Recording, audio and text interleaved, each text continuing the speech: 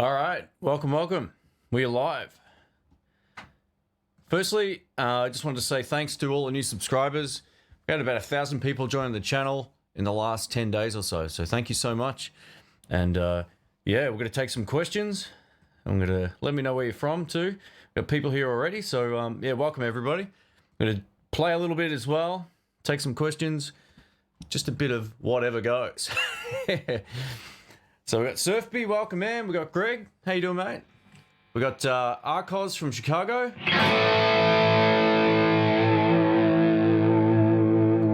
Jamal, how you doing man? Welcome. We've got lots of folks here already. Joe, awesome stuff. Would I consider a core PRS?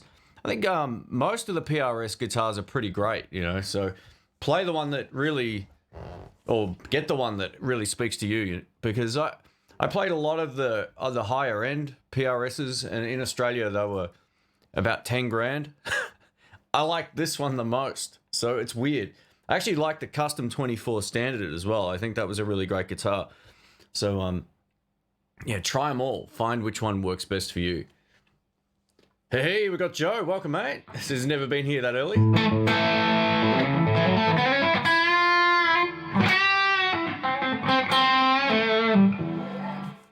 So we're playing through the Boss Next Tone today for something different. I'm not using any, I should have got a longer lead, which is the first thing, but yeah, we've actually got it mic'd up on 0.5 watts. So hopefully the tone's all right.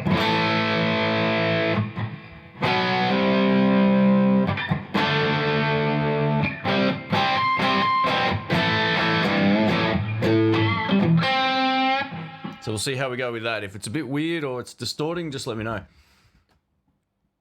Montana here, awesome stuff. We've got people from Washington into guitar. Welcome, mate. All right, we've got CC Music, lots of folks here. So feel free to ask any questions if you have any, and if not, I'll fill you in on some news that's coming up. And yeah, do I use a power attenuator? So I've used almost everything over the years, but with different amps. I've used everything from the THD hot plate. I've used a little, basically, effects loop power attenuator that you could get for a Hot Rod Deluxe, which was like $10, or you can make them yourself for like $3. They're really simple circuits. The best thing I've ever used, the 2 Notes Torpedo Live for that thing. It really is the best. So I do use them. And if the amp has one built in, like the Next Tone or the Katana does as well, which I don't own a Katana, but it's the same type of thing. The power attenuation is great for situations like this. It's about the same volume as my voice, so I'm tipping it should sound pretty good. And I know from experience that it actually mics up really well at these lower volumes. So I do, but I don't use anything in terms of the old sort of tech anymore. Either the amp's got it built in, like my Marshall, I can switch it down to 20 watts, or I use the 2 Notes Torpedo Live. That's pretty much it these days. After using all of the other options, the 2 Notes is the best. So yeah. And that's more of a speaker replacement technology. But if you're playing at home and you've got some studio monitors or something like that, it's really worth it. You know, one of my first albums I actually recorded using an effects loop master volume, which essentially the Hot Rod Deluxe didn't have back then, or they still don't now, but mine didn't have any sort of master volume, so I just ran that into the effects loop, set the volume down, cranked up the clean channel, and got some really great tones. We got Diego from Mexico City. Welcome, mate. What amp have you been feeling the most to gig lately? So it just sort of depends. I go through these phases where I'm like, I really get into the Marshall, then I'm like, oh, I got to play the Fender for a while. But I'll tell you what, I've been using the Tweed Tone from Artist Guitars, that little 20 watt amp a bit lately. It's been unreal, man. I forgot how great it was. Clean channel, some pedals. It's great. But my favorite amp out of all of them still is the Marshall. I think it's got the best of everything. It's got a great clean channel, and it's just got a really great overdrive where you don't necessarily need to run any effects like distortions or overdrives into it if you don't want to. So yeah, it's pretty much my favorite all-rounder amp would be the Marshall. I love the sort of classiness of the Fender Twin as well, that Tone Master amp. I use that a lot as well. I haven't been using it as much lately because I find it's a space consideration thing in the car too. So if I'm going somewhere, something that I can hide in the back of my car is ideal. I can't do that with the Twin. It's too big. So yeah. All right. Hey, we got, I saw someone's name. Hutch from BA. Welcome, mate. I'll do that. I'll give my regards to Rick. That's cool.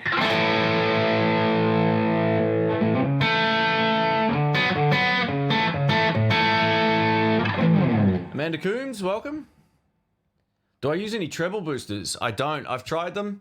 I don't really see the advantage to them over a clean boost, in my opinion. I feel like a clean boost, depending on the situation and tone you're going for, is fine. So, no, I have used them before, but I don't have any in my rig. Clean boost would be about the only neutral sort of boost pedal I would use.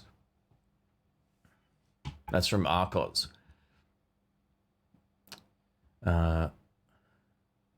Yeah, look, the aux is pretty much the same kind of thing as the Two Notes Torpedo. There might be some differences with it, but yeah, there's a lot of hype that goes along with a lot of stuff online, a lot of sponsored artists. So yeah, just keep that in mind. I really feel like the Two Notes, it's unreal.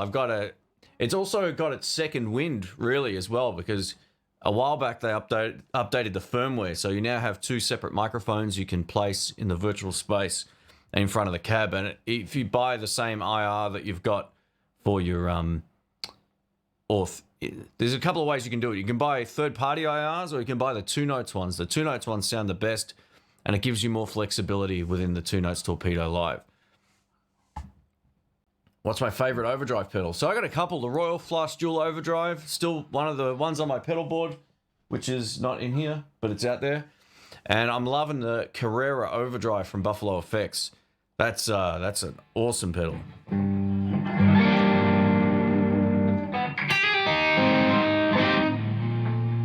How do you do it? Something like that.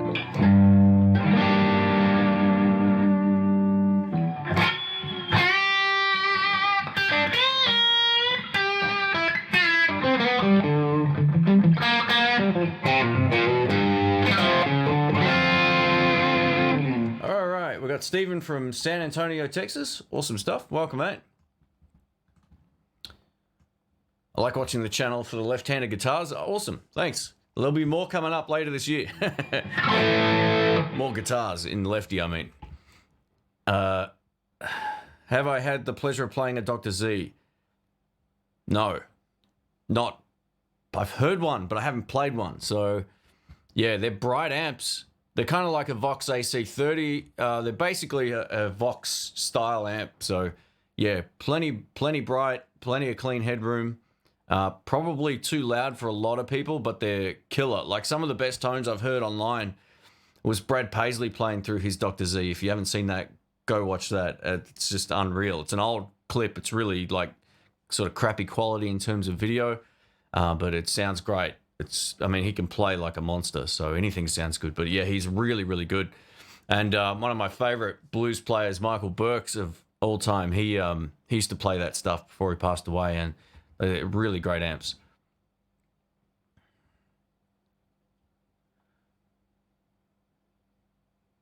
How close to the Tone Master Twin to the... Oh, how close is the Tone Master Twin to the tube version?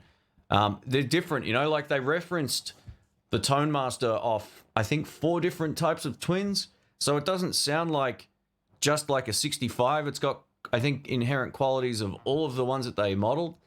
So I think at louder volumes it sounds kind of similar, but a lot of people say it's not as loud at lower volumes, which is fine because, you know, you can use it at home. And I think that's really cool. I really feel like the amp sounds best and more similar to a twin once you get it up to about 5. That's my experience. I've owned a twin as well, and they're great amps. They're heavy as nobody's business. There might be some differences with pedals. It's usually the way with these digital front-end kind of amps. They don't do the same things that a valve amp does with pedals, or even a solid-state amp for that matter. But you know what? I've not had one person complain about my tone live. I usually get compliments on it when I use that amp. So, yeah, I really love it. I think they're onto a winner. I hope they release like a super reverb, you know, like a Bassman, some of these other amps that are slightly larger. You know, even a custom 15 twin would be a great addition to that lineup. So we'll see if Fender do something like that. What are my thoughts about the 2 notes Captor? I'm sure it's good. That's from Jamal. I haven't used it, but 2 notes are, I know a lot of guys that use those, especially on YouTube channels, and they love it. So, yeah, I haven't used it firsthand. I might get my hands on one, actually. I'll see if I can borrow one from the shop, and I think they've got them there. So I'll see what I can do.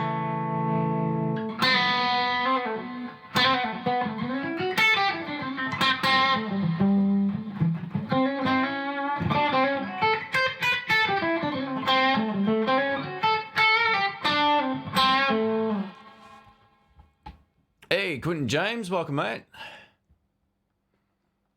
Can I change the pickups on the SE, or are they different sizes? Oh, no, I'm pretty sure you can swap them out. Yeah, okay, so that's a good question, actually. I'm not 100% certain. They look like this part here, it would be the same as like a Gibson. I could be wrong. I could be wrong about that. I would do some more research on it, but you could easily just get like different PRS pickups if you wanted to upgrade them. But yeah, I don't know. I kind of like these. They've got a sort of brightness about them that sort of works for what I like.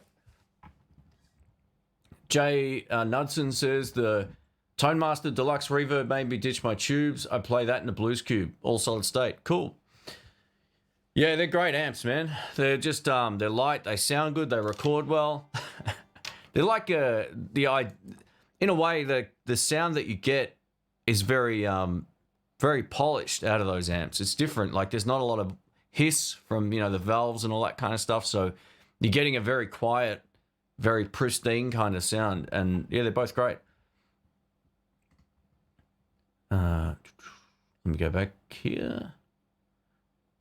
Do I favor electric 12 strings? No, I don't really like 12 string guitars at all. I don't really like the sound of them. This is just a personal thing. I can't stand listening to 12 string acoustics. They irritate me. I don't know what it is, man, but they're yeah, all those overtones. It's just, it makes it too busy, and I just don't like the sound.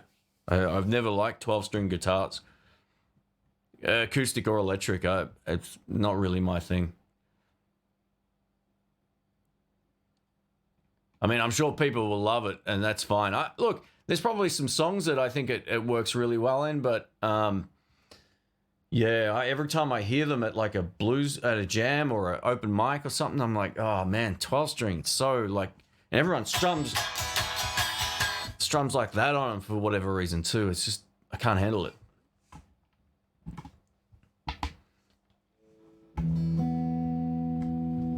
Let me just scroll down here.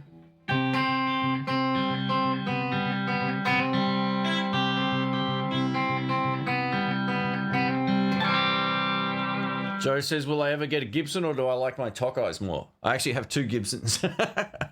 So yeah, I have sold a lot of guitars recently. So I put a video up about a month ago called The Big Purge or something, the guitar purge. And I've gotten rid of most of the ones I wanted to sell. I changed my mind on 2, but everything else went. So I'm keeping my Tokai Love Rock, the one with the humbuckers, because I really feel like it's just an awesome guitar. That's the Les Paul style guitar. Getting a treble bleed put in, which I could have done myself, but it was easy getting someone else to do it. And I'm getting the switch fixed on it as well. So I'm going to be keeping that. I've got in terms of the Gibson, I've got my TV yellow one back here, which is a one loaded with P90s. And I've got a Flying V as well. So that's one that, or 2 that I'll be keeping. But yeah, I sold my 335, which might shock a lot of people, but yeah, I got a trip coming up too, so I'm sort of saving for, you know, hotels and all that kind of stuff. And to have a guitar sit here not doing anything wasn't worth it. So I've sold most of the ones that I said I was going to sell on that video. They all went really, really quickly, which was awesome. And we got Pete from South Australia. Just had a play on an Egnator 15 watt tweaker 112 combo. I need a low volume, high gain tone, not metal. It worked great. Yeah, they're cool amps. Egnator stuff's all right. I used to have a Rebel. What was it? A Rebel 30? Was that what it was called? And it was a pretty great head. But back then the cabinets weren't great. The cabinets used to rattle and do all kinds of weird stuff. And I had a box and a head, so it was like, I wish I had got like a better box for that head, because it would have really have made a difference. But they make some good stuff, and I've heard plenty of those live, those little Egnator amps. So yeah, I don't think you'll have any problems with that at all, man. What's Dr. Rick's Liberace guitar? That's that Framus with the gold hardware and the flame top and all that kind of stuff. It's the Pantera, I think it's called. Or Panthera, or however you say it. It's not like the rock band. It's pronounced some other way. But thanks for that, Rummy. I appreciate it, man. Looking seriously at a 73-year-old Valve amp from when the Valve envelopes were still metal. Okay, cool. Problem is, you're just got to be careful when you're buying old stuff. I really feel like it's really hit and miss. Just make sure you love it. And if you can get any honest information about how many times it's been fixed, see what you can find, because I know a lot of guys who have had a really bad run with Vox amps. You buy an old Vox amp and it spends more time getting fixed than on stage or at home actually getting used. So yeah, just be cautious of that. Hey, Sonia, welcome. If I didn't say hi to Todd, welcome, Todd. Hey Shane, I'd like to see a Tone Master Supersonic 22. That'd be pretty cool. I'd actually love to see him do a 60. A bit more headroom. That would be cool. I always feel like this technology would be better suited towards heavier amps than light amps. For me, a Supersonic 22 is not a heavy amplifier. I mean, it's different for everybody, I guess, but yeah, I would not hesitate to take a Supersonic 22 to a gig based on its weight. Whereas a Supersonic 60 or 100, you can always turn them down with the Class D power amps, but you can't get more out of them. So that's the small limitation of the deluxe Reverb. It's really accurate to that sort of sound, but it can't fill a room like the Twin, but you can turn the Twin down. So I kind of feel like a lot of the time the tech would be, I don't know, I guess better suited to heavier amps, but I guess it's all, it's up to what everyone likes. And then you're getting a physically larger amp, which might not be for everybody either. So I get it.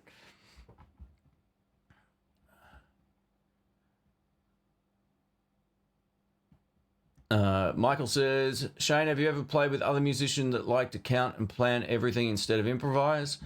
Nah, not really. There's a couple of songs like original tunes we always did the same way because it worked. It was short and to the point, and it just was better than noodling around for 30 minutes. So I've written some songs that are like that, but most of the ones allow for more jamming. When there's parts, you've got to just say, all right, just play it like that, because it's easier than throwing everybody out when there's no, it's easy formula songs you can jam more on, but when there's actual parts and riffs and hooks and all that kind of thing, you've really got to sort of just play those songs, I think, a particular way. I mean, you can jam them out, but it has to be that everyone's on the same page and they get it. But no, I really like to play, in the moment. I've never been one to really play or try to play the same solo every time. You get up and play live, depending on what the band's giving you, and the dynamics depends on what you want to play. I never really understand why, like I see a lot of guys that they'll play cover songs and they'll do the solo that was on the album every time. And I get that if you're at a band, if you're in a band doing cover band stuff, but if you're at a jam night, have some fun, play your own solo, or at least maybe put little hooks in there. Like the other night we were playing Sultans of Swing and I just played my own, the second solo that kind of goes like,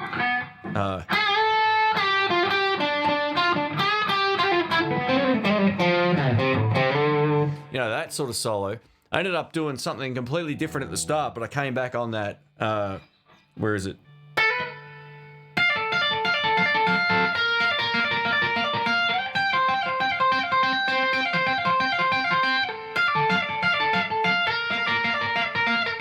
So yeah, there's hooks in there that people know.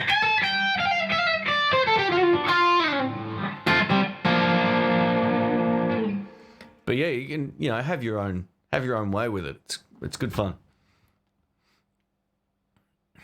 When I get my tax refund, I'm gonna try for a Les Paul. That's awesome. Very cool. I don't get tax refunds anymore. I have to pay. So that's the one downside of working for yourself. You know, you get so used to just the tax going out, and then you get something back. Now I have to pay. It's brutal. Have I ever played a Gretsch? Because I'm planning on purchasing one. Maybe, yeah, quite a few. I've probably got, I'd say 5 videos on my channel. If you just type in Gretsch in the blues, it'll come straight up. Most of them have been pretty good. You know, the Japanese-made stuff is great. Even some of the less expensive stuff. I played I want to say it's called a Corvette, which was pretty great as well. That was an inexpensive one. And just a different sort of sound. If that's what you're going for, there's not much else out there like it, really. Have I ever listened to Samantha Fish? I don't think so. I'll check it out. Does the next tone come close to the amps it's emulating? So the next tone really isn't emulating like a Fender or a Marshall. It's got its own character. It does have that power section where it can change the voicing of the oomph of the amp from all those different settings, 6V6, L6, EL34 and 84, but it doesn't really, it's not trying to emulate like a Vox or a Marshall or a Fender. It has its own thing going on, but you can change that voicing and feel of the power section. So unlike, say, an amp like a Mustang or a Marshall Code or whatever, where they're trying to copy amps, it's kind of got its own thing going on. So that's pretty cool.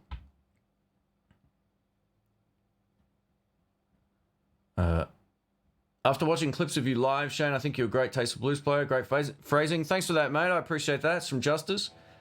Yeah, I've never been one to really play quickly. I haven't really aspired to do that, so I've tried to make up for it in other ways. You know, it's yeah, I don't know. I always got into good vibrato and bending and you know, that whole Albert Collins thing where he'll play something like, you know, and then you'll,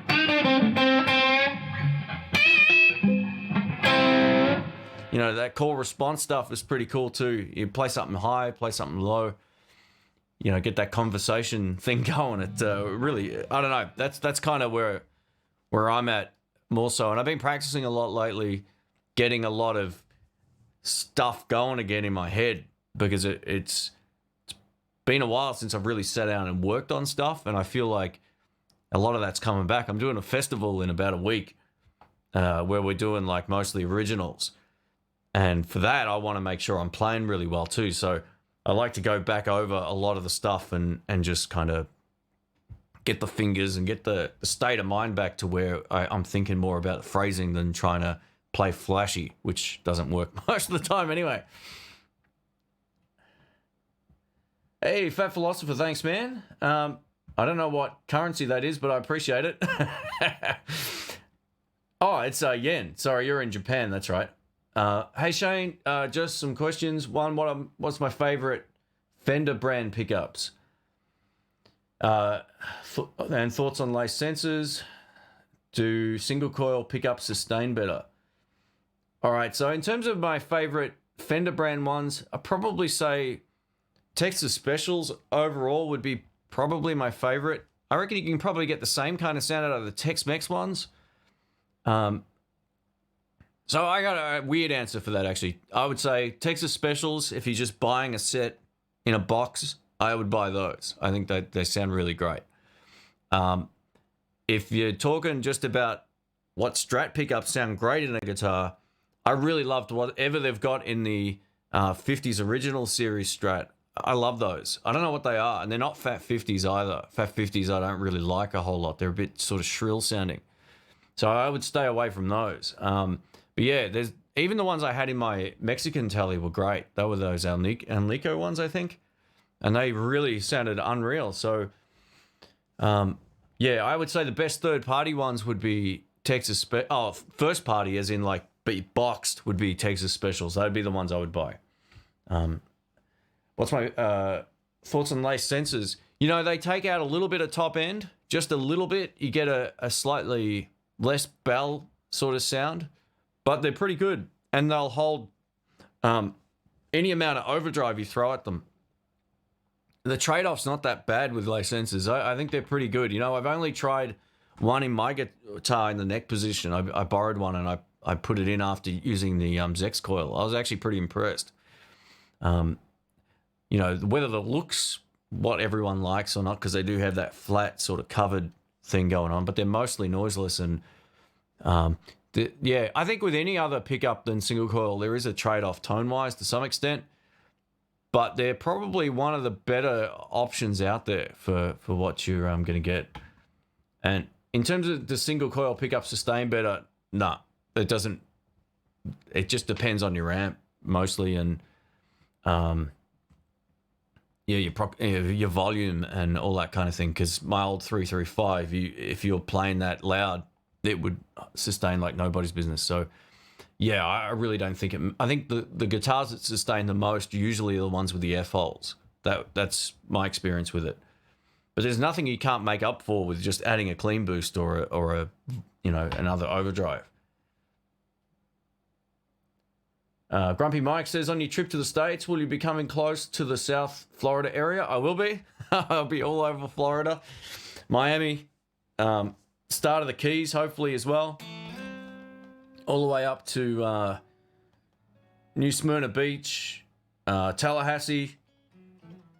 Yeah, all over the place. So I will be there. I'll put a video up about that coming up pretty soon. I've been meaning to do that, but yeah, I'll be. Well, hopefully the trip goes ahead, being that all the stuff that's going on in the news right now, which I can't say that word, but yeah, for the sake of the stream, it'll probably get shut down. That's how that works. So, yeah, if everything goes ahead, which it should be fine anyway, yeah, I'll definitely be down that way. Slow blues is where I live. Just love the sound. Oh, me too, Hutch, man. Slow blues is my favorite. I'm really digging slow minor blues lately.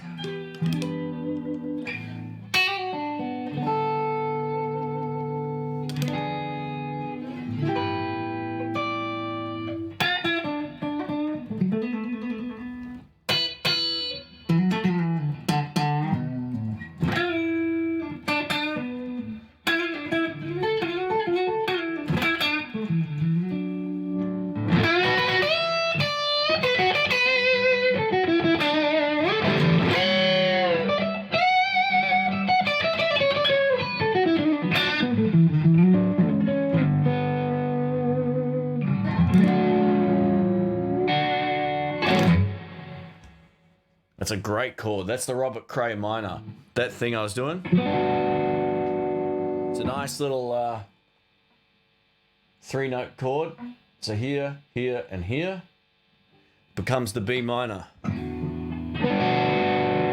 can move that anywhere. So yeah, you play it on the 1 chord, which is there because of this.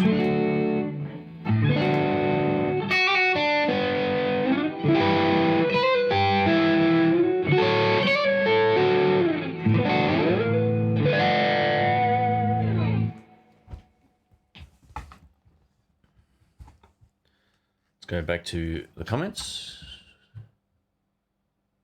Yeah, I was going to order the Texas specials. Yeah, you can't really go too wrong with them. Some people find that they're a bit bright, but I reckon they're really punchy sounding.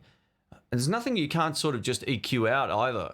They have a lot of oomph to them, which is good. I found like the Fat 50s in my experience with them. There was too much treble frequency, not enough anything else.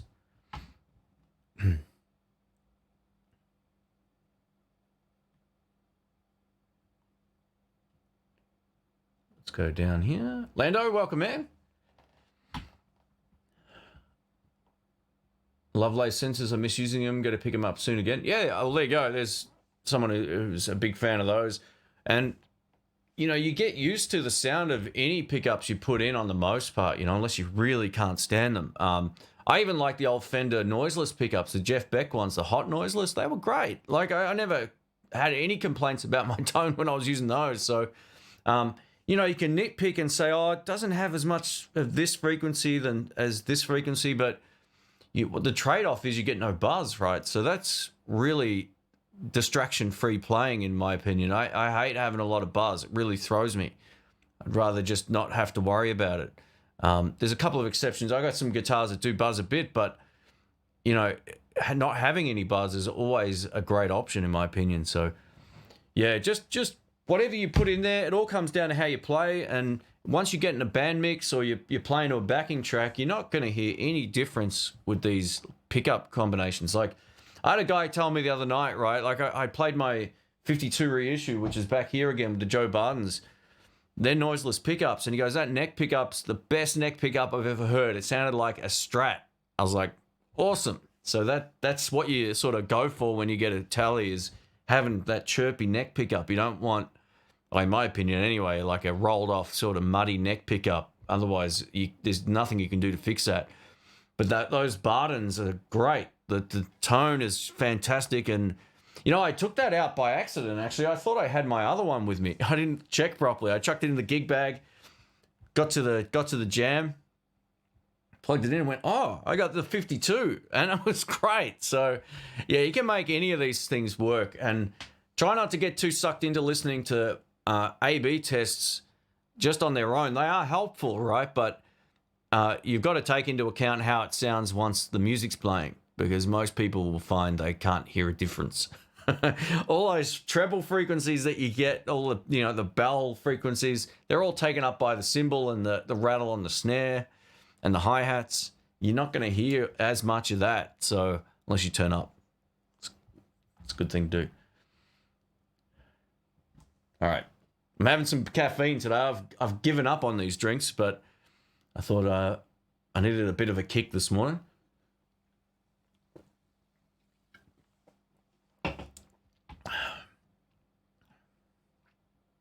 Oh, hang on.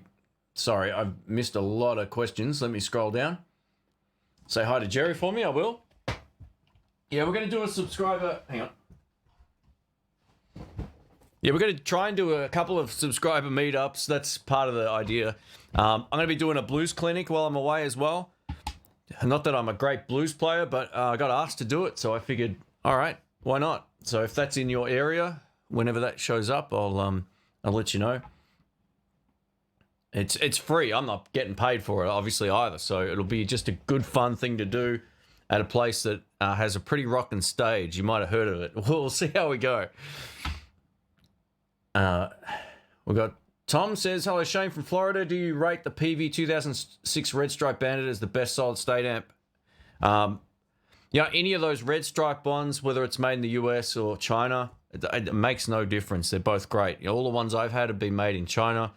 I've played the USA made one. I think what happened was the USA made ones went to the US and the Chinese ones went to everywhere else, right? So, yeah, they're all good. I would probably say out of all of the solid state amps I've played, there's two that really stand out. The Red Stripe PV Bandit, because it handles the volume and it sounds big and full. They've really nailed it.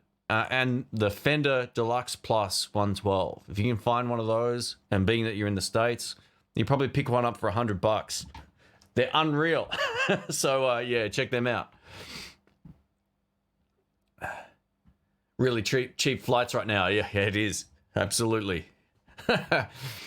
90 watching, 35 likes. Let's give Shane some more thumbs up. Thanks, mate. I appreciate that. Let's see if we can get it to... Well, let's go for 50. Let's go for an underachievement. I can't actually see the thumbs up on my screen here, so yeah, I'm looking at something completely different. I might see if it's easier if I move this over here. That might be better. Let's have a look. All right, now at least it looks like I'm looking semi-forward. Oh, now I can't read the chat. All right, no, let's stay over here.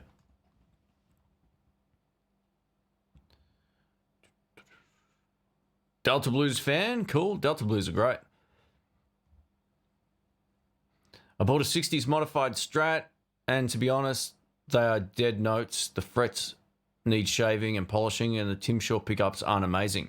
Wow. Expect more for £850. I think that's pounds. It is, yeah. Wow, that's no good. That Fender quality control is usually unreal. I've never really picked up a Strat or a Tele and I've gone, oh, this is a horrible guitar to play. So they're all made on machines, you know, like it's the accuracy is pretty great. So that's a bit of a shame. Yeah, far out, man. I'd be taking it back. I mean, if you bought it new, I don't know if they're a new guitar or not. I mean, yeah, I would be claiming some sort of warranty thing with it, or see if you can swap it over. That's what song would you recommend to someone who's new to Robert Cray? Check out Backdoor Slam. Just find that, and you'll go, oh, now I know why Robert Cray's great. You know, Time Takes Two is another one. It's a bit of a slow kind of vamp song. It's like a minor thing. But yeah, he's got an album called, is it Too Many Cooks? I think that's what it's called. That whole album's like blues players, you know, bread and butter. I got so much out of Robert Cray over the years. Not that I don't really sound like him, but you know, if you like a clean Strat tone, he's one of the few that plays pretty much dead clean and makes it sound great.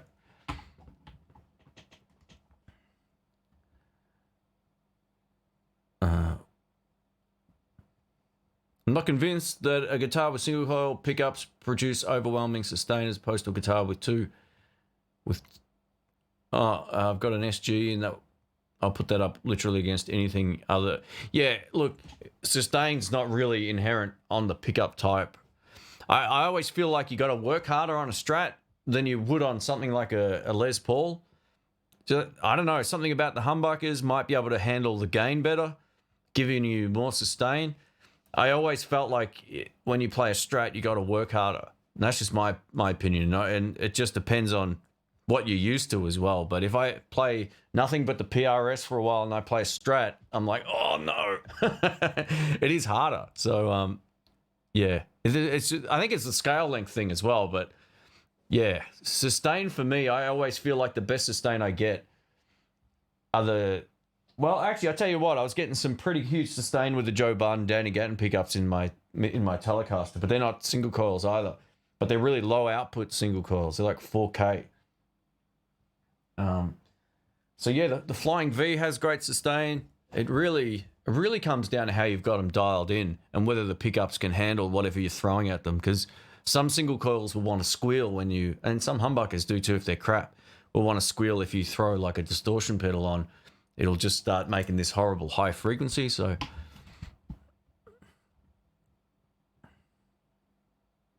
have you noticed with the Katana Artist on high gain an extra amount of fizz? I don't know if it's just my ears woke up or it's just started. Especially with the volume down. Yeah, I think anytime you're going to really start cranking up gain on a solid state amp, on a distortion channel, even the PV Bandit will sound fizzy if you are running like on that, what was it called, the modern setting on that. So I wouldn't be surprised if that's the case. You know, I haven't really used the Katanas a lot, and that's not the sort of sound I go for, so I didn't really notice it too much. But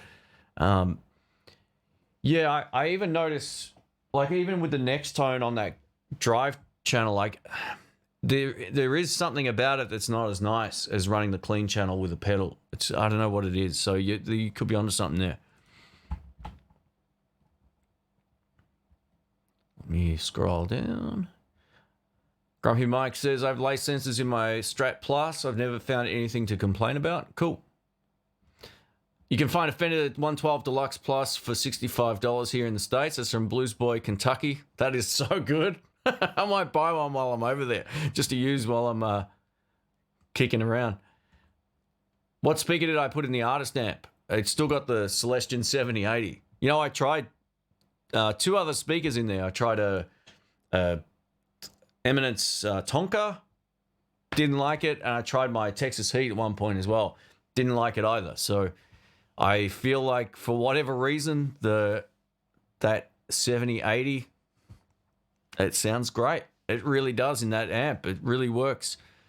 And I also had the other Artist amp recently as well, which has the Celestion Vintage 30 in there. And I replaced that with a Tonka and it didn't sound as good. So they've really matched the amps to speakers really well. We've got Leonardo here. Welcome, mate.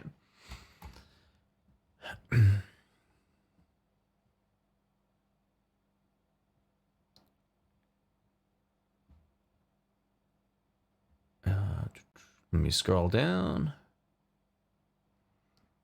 Yeah, that's the cool thing about these chats, you know, like if I haven't tried it, there's generally people, like someone's just said, thanks for all the comments about the lace sensors. There's usually people who have played and tried things that I haven't tested. So yeah, I don't always have the answers, which is, I never claim to anyway, but yeah, it's great to have other people in here that have tried stuff.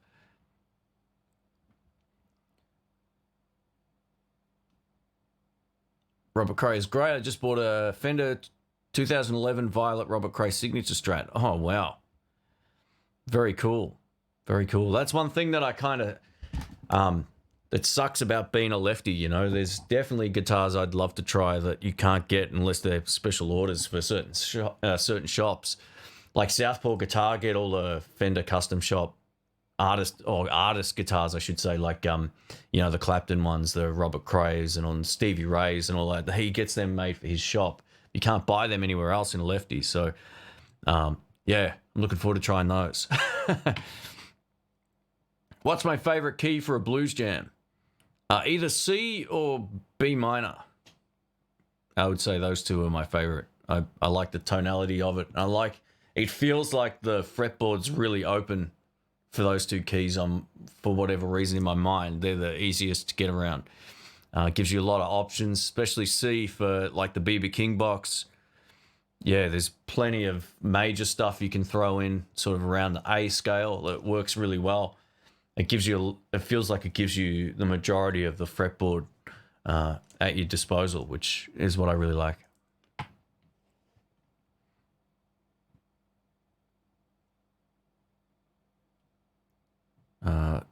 Tried the new Epiphones? No, I haven't. No, I'm looking forward to trying a couple at some point. I think they only made a few lefties. I could be wrong about that, but I think there's not as many lefties as there are right-handed ones. But I'm keen to check them out. I like Epiphone guitars. I really want to try the Casinos. I've been saying that for years. That's one guitar that a friend of mine had and it used to sing. It was just a great tone. So yeah. How does your DSL 40 CR sound turn down to apartment levels for blues and classic rock tones? Not very good. If you're talking about having it at, you know, voice level or you know, talking level, not very good. But at 20 watt mode at moderate levels, it will sound fine.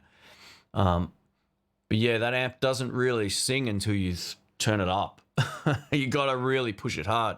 It's inherent in any of these valve amps as well. So any of the Marshalls, the Vox amps, anything, once you really start pushing it, that's when you get that sound that you want.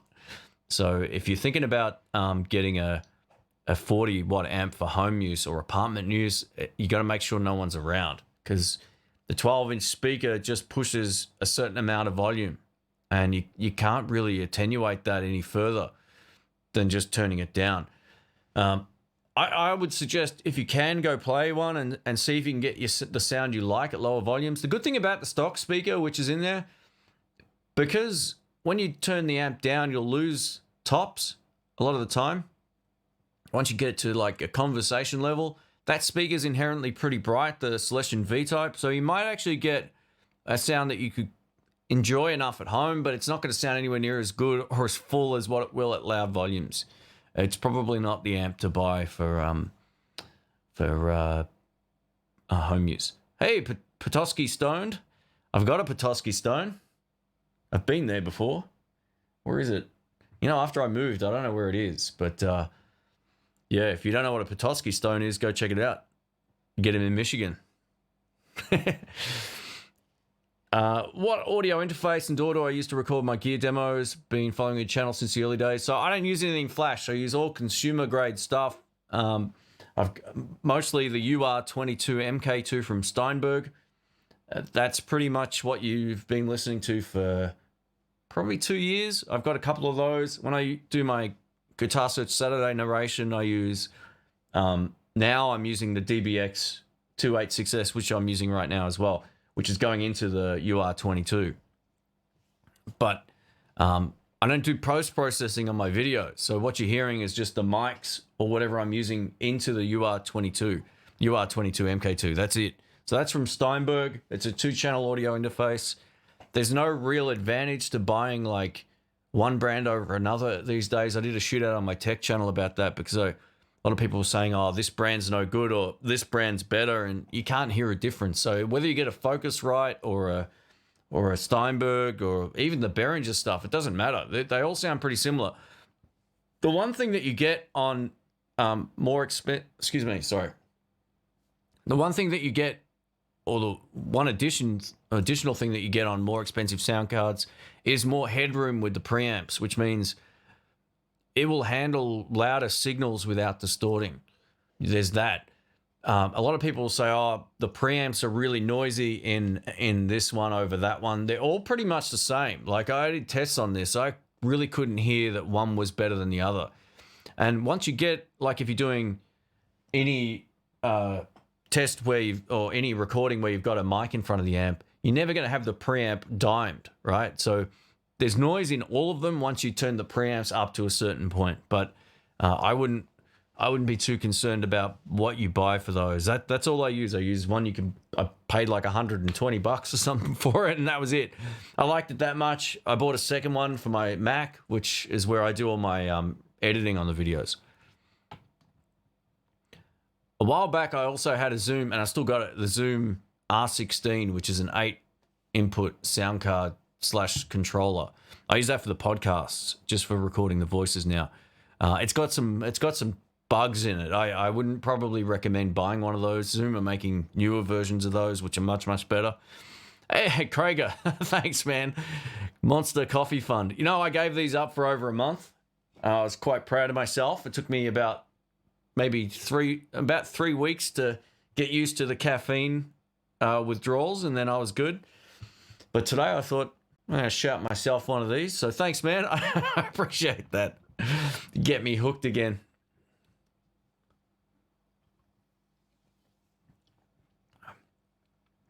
Hutch says, check out the new Epi Uptown Cat ES Shane. Sounds and looks awesome. Thanks, man. I'll have a look. Cool. A shout out to Hutch too, man. He's been around since my channel opened in 2006. I just started around, well, maybe I first probably remember seeing him around 2008 once I started uploading more geared videos. Because in the early days of my channel, I'd put up band clips, I'd put up travel stuff. You know, I was at the University of Michigan. I had a video put up about that. There was just like so many random things on my channel. But I think as soon as, Hutch is one of the guys that I remember from the early days of my YouTube channel. So thanks for the support, man. You've been awesome.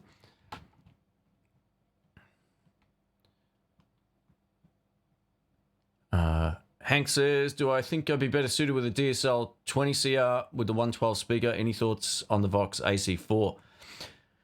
So these home amp questions are tough because any valve amp is going to still throw a fair bit of wind. I would suggest probably not going for a 12-inch speaker in any of the amps because they're just there's a sound about them that's loud. You'll feel it through the floor. And if you live in an apartment, my suggestion would be get something, and it doesn't have to be this brand, right? But get the Behringer or the Bugera V5 Infinium. I had one of those for years. What's great about those, you can switch them from 5 watts to 1 watt to 0.1 watts. And 1 watt is louder than you think when you've got a valve amp. So I used to run mine on 1 watt a lot in my old apartment, and it was fine. 5 watts cranked is still too loud. People upstairs would have been thumping on the floor. So I always picked my times to shoot my videos. I knew everyone's schedule. They'd be out from, I think about 9:30 till about 3:30. So I'd film all of my loud videos in that window. So I used to have my amps cranked in my apartment because I knew no one was around. And where I used to live too was a small block of flats, and I knew everybody. So it was like, I said to him, if I ever make a noise when you're home, just knock on my door and I'll shut up. And I never had one problem with that. I was very aware of what people were doing. So yeah, I would say get an amplifier with an 8-inch speaker that is 5 watts or less. I wouldn't get the Marshall. There's a Marshall, what are they called? Origin series, whatever, 5 watt amp. It's crap. Get anything else. Any other 5-watt amp, you should be fine. Or less, that you can switch down.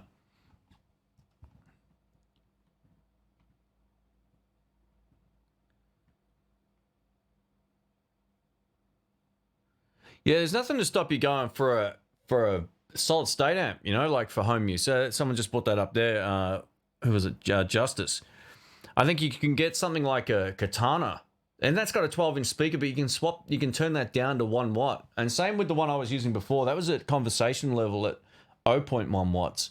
0.5 watts, 0.1 watts. Now I'm getting confused.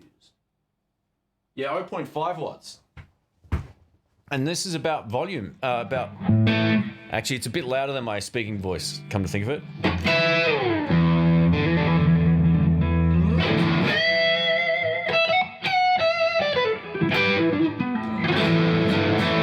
But that's the sort of sounds you can get at 0. What did I say? 1 watt.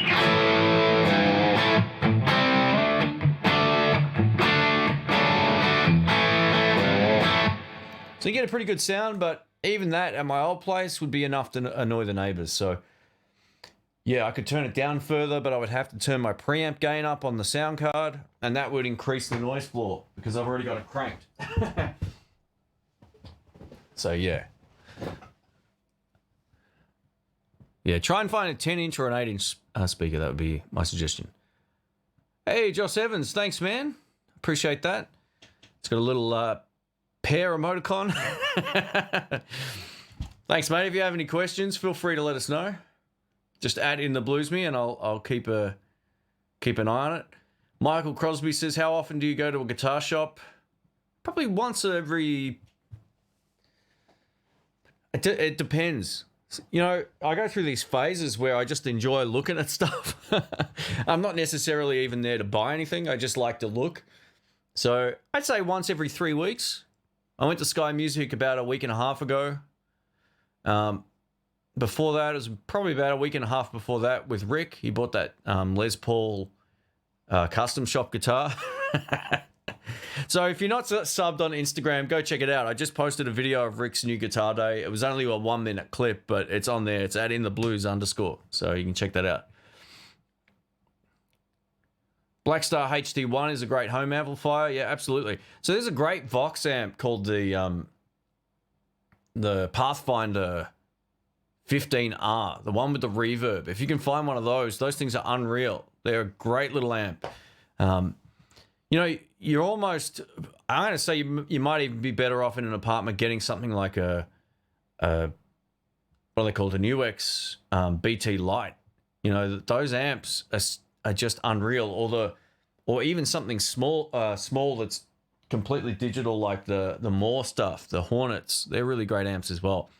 I realized on my last video, when I produced the video of the white one, I was close miking it. I'm an idiot. The mic that I used on the prior amp, I had it back a bit because there's 2 speakers on that actual combo. So I think I'm going to revisit that and mic it up from a distance, and it will give you a better better scope of how it sounds. But yeah.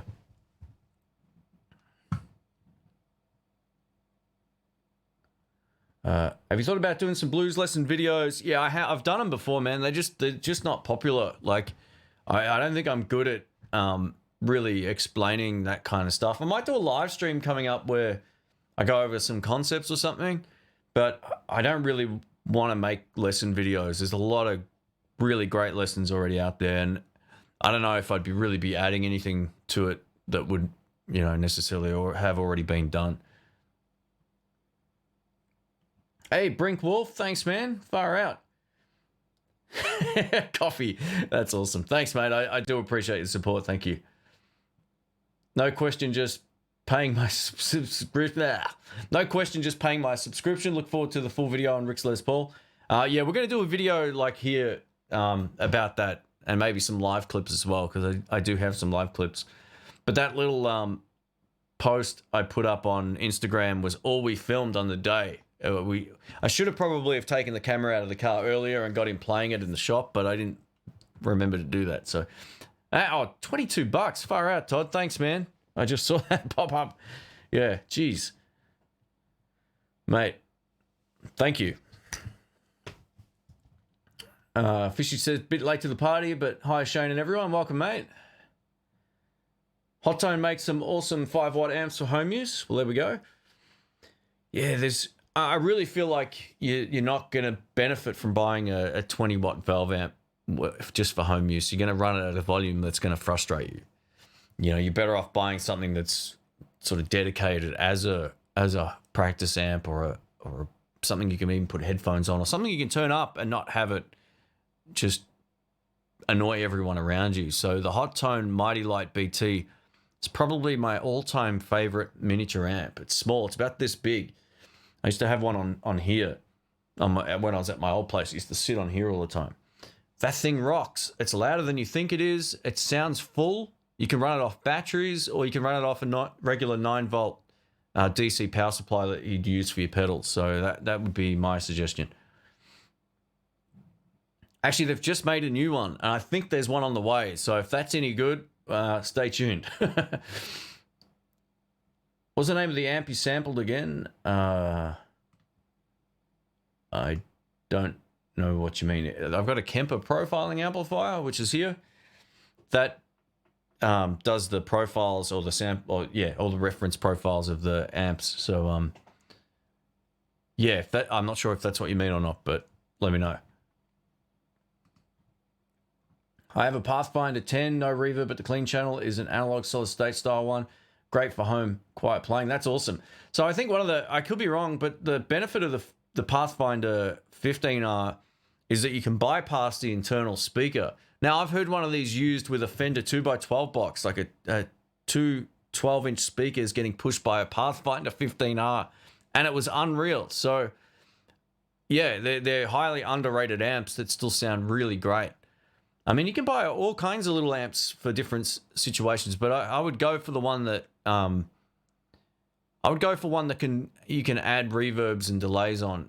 Just in my opinion, I mean, I'm not to say that the one without the reverb isn't a good amp. You can always put a pedal in there and stuff, but if you're gonna buy a little practice amp, you know, you can get one that already has a few effects in there. It's probably worth doing. Just saves you having to set other stuff up.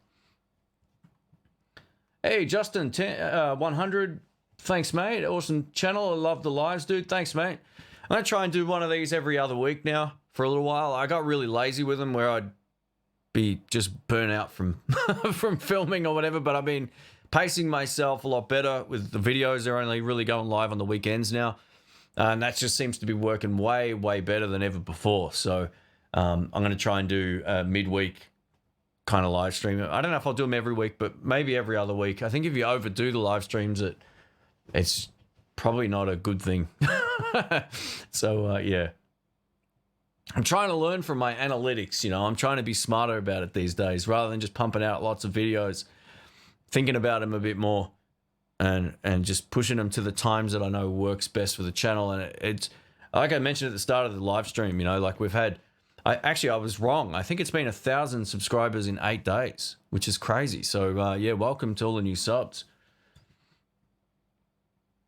If you're going to go tube, PV Classic 20 is hard to beat. Yeah, they're great little amps. Super Blues 8, 1 watt, 8-inch valve amp. There you go.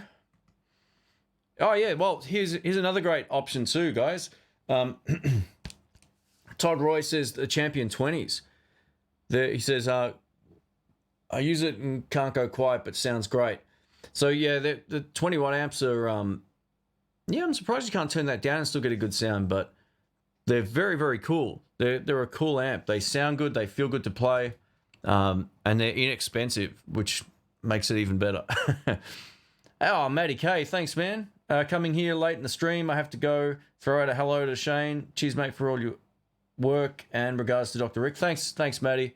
Thanks for all the support too, guys. Far out. Matty K's been a huge supporter for the channel over the last, I don't know how many years now, but yeah, I mean, all you guys have been, but yeah, thanks, Matty. Far out, mate. Yeah. It's funny how many names here I recognize. This is cool. Oh, guys, far out. What's Jamal says #1 fan. I would say... I would say that would be very accurate, mate, and you're a great dude. And I miss doing those live streams with you. I'm going to have to try and get those you know, Google discontinued the Hangouts, which kind of sucked. There are other ways around it, but I don't want to have like the company's branding on there, so I might just have to get a yearly subscription to it or something and see if we can do some more Hangouts. But thank you, man. I do appreciate that. Far out. Oh, Brink as well. Jeez. Thanks, guys. You don't have to super chat. I do appreciate it, but yeah, give the video a thumbs up, and I'll be happy with that too. So thank you. All right, I'll just go back up here, see if I missed some questions.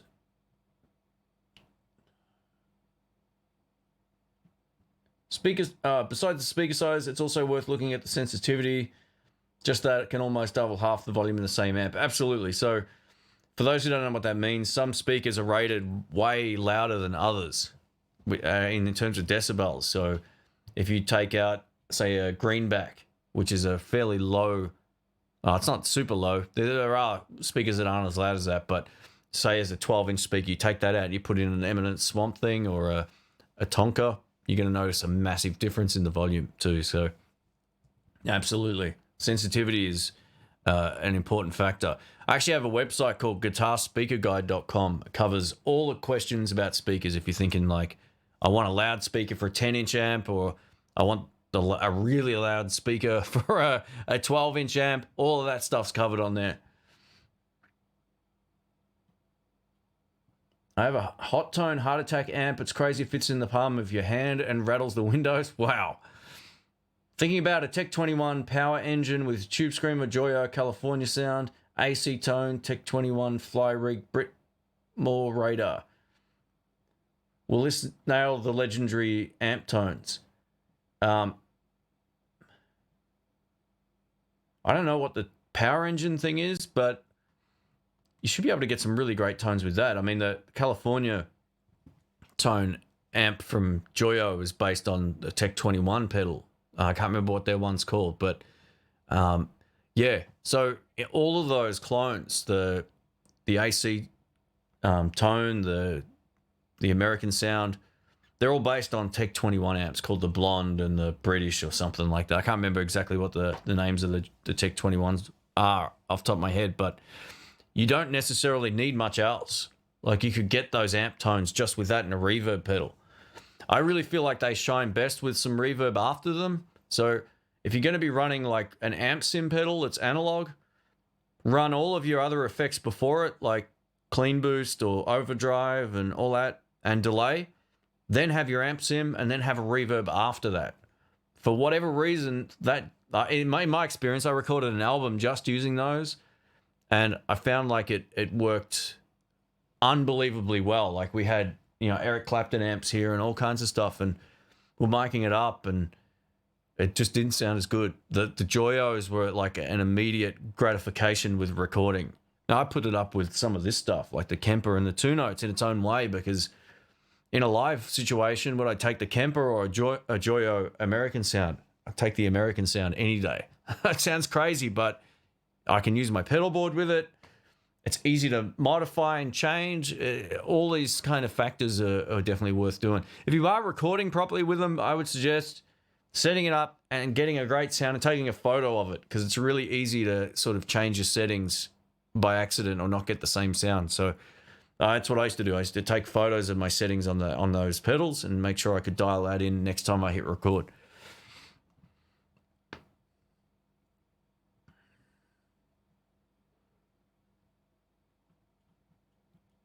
Man, far out. I can't believe all the super chats. Thanks, guys. Far out. In the Blues movie, Jason Statham, Bruce Willis, or Vin Diesel? Man, I hope I don't look like Vin Diesel these days. Jeez. I don't know if you've seen him. I don't know if it was a role he was looking for, but dude went from, you know, one of the... I guess he was fairly fit to, like, supreme dad bod.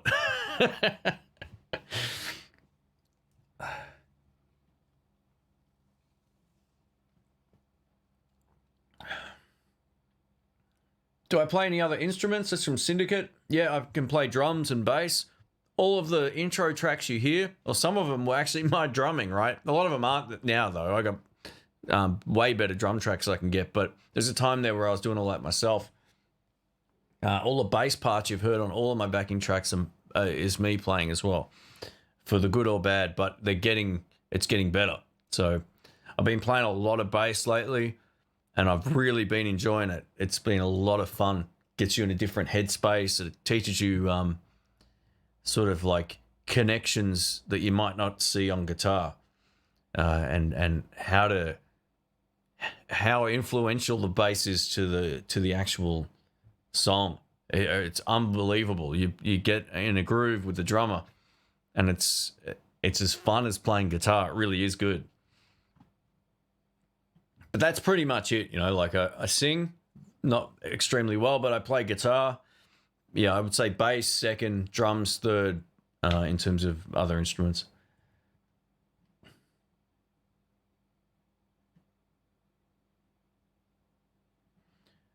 Thanks, Brink. Thanks, man. Just reading the comments here.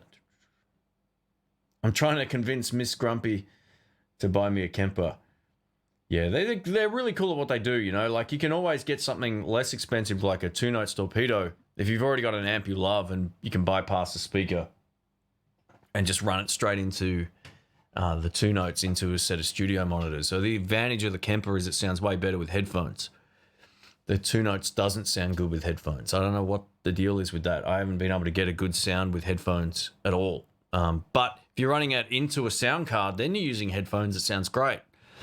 So, yeah, there's not a lot of difference in tone. If I was to profile the Kemper profile my amp with the Kemper, and then I had the same IR on the 2 notes, and then I bypass the speaker and plug the 2 notes in, they're indistinguishable. So, yeah, they're both good for different reasons. But the Kempers are pretty cool. I see other people are still doing live group chats. I don't know how they're doing it. Yeah, they're using another service, which is like a third party. So you connect to them, and then they handle all the actual streaming. A lot of them they don't pay for it. So you see StreamYard across the top of the chat. Not that that's a bad thing, but yeah, I don't want that on there. If I'm going to do it, I'll get a subscription for it. But yeah. Oh, Hutch, far out, man. Thanks, dude. Thank you, mate. I mentioned before, Hutch has been around since the dawn of the YouTube channel, when it started becoming about guitars and all that kind of stuff. So thank you, mate. I do appreciate it. Thank you. Have I tried the Waza Air headphones yet? That's from Matty K. I haven't tried them, no. I've heard sort of mixed things about them. A lot of people are saying that they're a little glitchy. For those who don't know what they are, I think what they're trying to do, although I haven't used them, is they're trying to create like a 3D space. So if you turn your head, you hear it sort of change to where the amp would be. I think that's the idea of them. But a few people are saying it doesn't always work properly. So yeah, I don't know. I'm yet to. I know Dr. Rick was looking at buying a set of those. A hard thing to review. A lot of people put them on, they go, oh, wow, it sounds really different. But, yeah, there's been some reports of them not being right. So I don't know if it's going to be a firmware update or what, but, yeah. Please try the Monoprice. Yeah, the problem with the Monoprice stuff is in Australia, we don't get it. And, if you're going to order one off a website overseas, it's going to come with a 110 power transformer as opposed to a 240, which means I need a step-down converter. It's just a mess. So, unfortunately, the Monoprice stuff I'm not going to be able to test out on the channel. But if you are in the States, that might be a good option too. So thanks again, Hutch. I appreciate that, mate. Thanks again, Matty K. Far out. Guys are crazy. What's going on? Any thoughts on upgrading the pickups to the PRS SE? No, I'm not going to do it with mine. I don't really feel the need. What it does is great. And it sounds different to all of my other humbucker guitars. I don't want another Les Paul sounding PRS. Otherwise, I would have bought a Les Paul. So, yeah, I like what they do for the sound that I like. It's bright, it's clear, it sounds great with the volume control down. Yeah, I have no reason to change the pickups out in that guitar. I wouldn't have bought it had it not have sounded the way that I wanted it to. Now, if you got an older PRS SE, it might be a different story. I think my 2018 model, was it 2018? Yeah, it was. That was the first one that had the new pickups, which were very close to the US ones. But there is a difference. I think they're not quite as fat sounding as the US ones. And the push-pull sounds a little bit more anemic. But I never use that. The single or split coil mode on that guitar sucks. Just leave it in humbucker mode. You'll be loving it. Change his own rhythm section. You know, being the fact that I've been to jams for so many years, this is how it started. Like, I got on drums because I always liked drums. And I used to play a little bit of like percussion back when I was in like primary school, when I was, I don't know, probably 7 or something like that, or 6.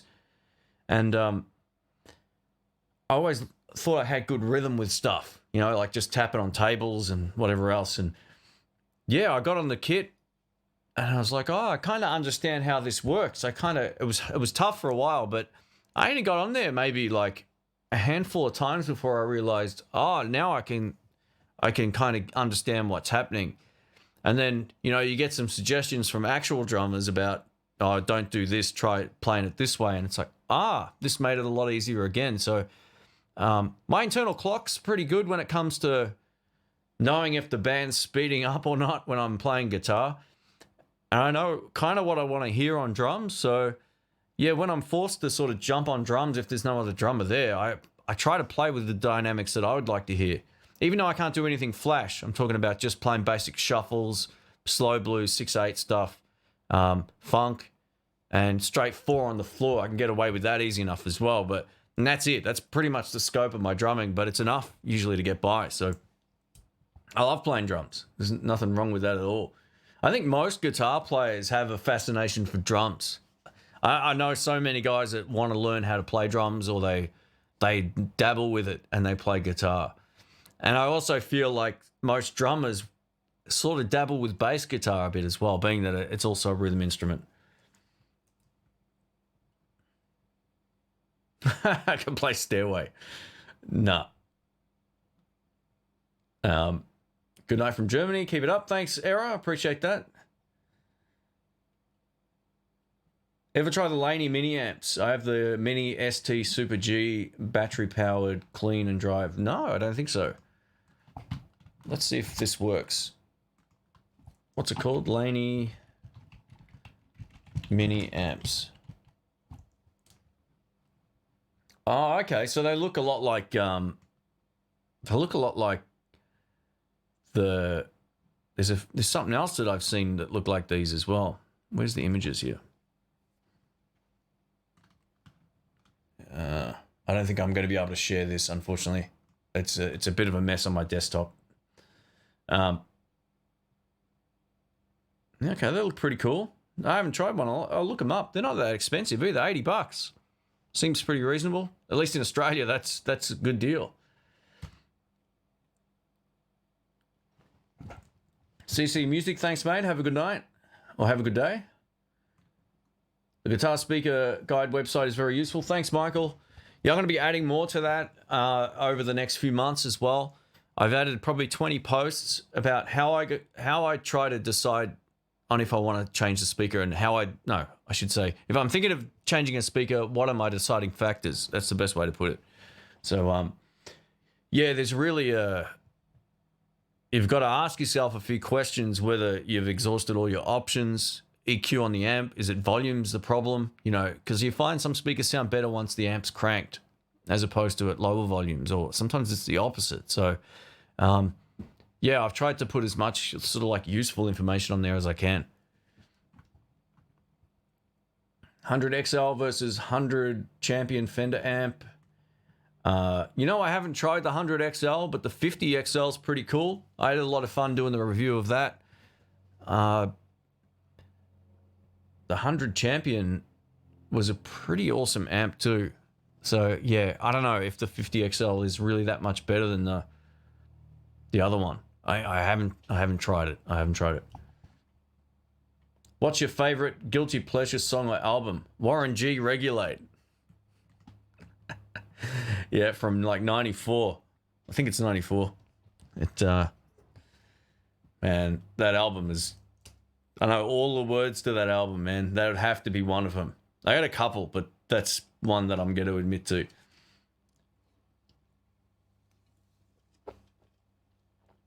What are the Behringer reverb pedals like?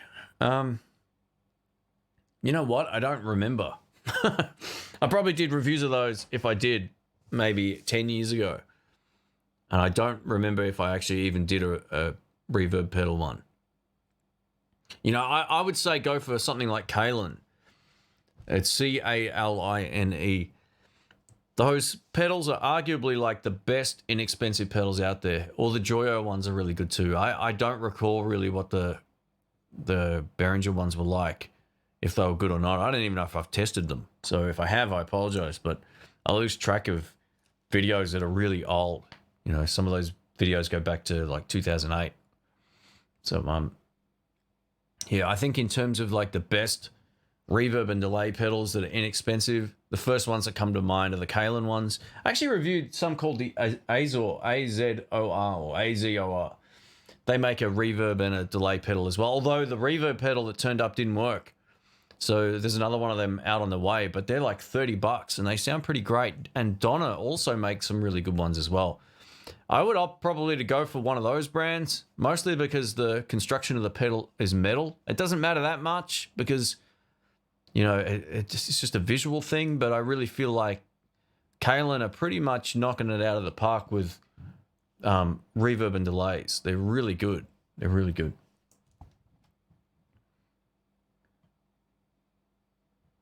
Who's my favorite blues player? Oh, as of right now, Chris Kane. Easy. Chris Kane is a monster. I love Tommy Castro as well. I think he's great. I tend to like players who are great singers as well, more so than just guitarists, because there's plenty of great guitar players out there that aren't the strongest singers, but I prefer to have listen to someone who can do both. And Tommy Castro and Chris Kane are, in my opinion, as good vocally as they are on guitar, and they're unique as well. So they're not trying to be Stevie Ray or whatever. I mean, look, Chris Kane's got the B.B. King influence in his vocals, but that's not a bad thing. You know, Josh Smith is great too. I've been watching a lot of his stuff. He's an absolute monster player. Yeah, I mean, most of the guys on the wall that are back here are some of my favorites. Yeah, there's Tommy right there. T-Bone's one of my favorite all-time, you know, highly underrated. I don't know why he doesn't get as much, sort of, people don't talk about him that much, but, you know, he was a monster. He's right there. Albert King's one of my all-time favorites, and there's Chris Kane there. But one of my favorite bands right now is these guys, JJ Gray and Mofro. Just awesome. Marcus King, relatively new blues artist out of the Southern States. He's great. Yeah, I've been watching some of his stuff on Jammin' in a Van, or Jam in a Van, the YouTube channel. It's unreal. 82 thumbs. Awesome. Thanks. That's cool. Let me check. I never think to... I don't want to push my internet too far because it's one of those things where if I open too many things while I stream, the stream dies. So let's have a look here. 82, 83 thumbs up and 2 thumbs down. So I apologize if I didn't get to your question. I don't know why people thumbs down video that's trying to be helpful, but I do miss questions. So I think the way that YouTube's chat thing organizes it, it doesn't always show me like everybody's chat, everybody's message. I think it puts it in, it's got this thing that I got it on called Top Chat, which means I think if someone's asking the same thing a whole lot of times, it filters that out. I could be wrong about that, but oh, that's interesting. Glenn says his Azor delay stopped working after a few days. Oh, that's not good. Huh. You know, it could, yeah, who knows? It could just be a dodgy one. One of, you know, hopefully they're not all like that. I mean, other than the reverb pedal that didn't work when I first got it, the rest of them have been fine, and I've used them on other videos too, so Love the channel, attitude, and the content. Keep up the great work. Thanks, Michael. I appreciate that. So you probably noticed a bit of a shift on the channel over the last few months. Things are trying new things, and I always feel like that's a good thing to do. Just trying to mix things up for myself and for everyone who watches without going too far crazy with anything that doesn't sort of work. So, yeah, I'm going to post a video up pretty soon about this trip away. I might actually shoot that today while I'm in this room and share that with everybody, because I really feel like the second half of this year, if all goes well with the travel plans, which are already booked, and if we don't get grounded or whatever, that you're in for hopefully a bit of a treat. It's going to be fun. And if this works even remotely well, I'm going to do it again. So, and I've already got like a bigger idea in store that might not be this year. So always trying to come up with stuff that makes it more interesting and fun and helpful. So yeah, we'll see how we go.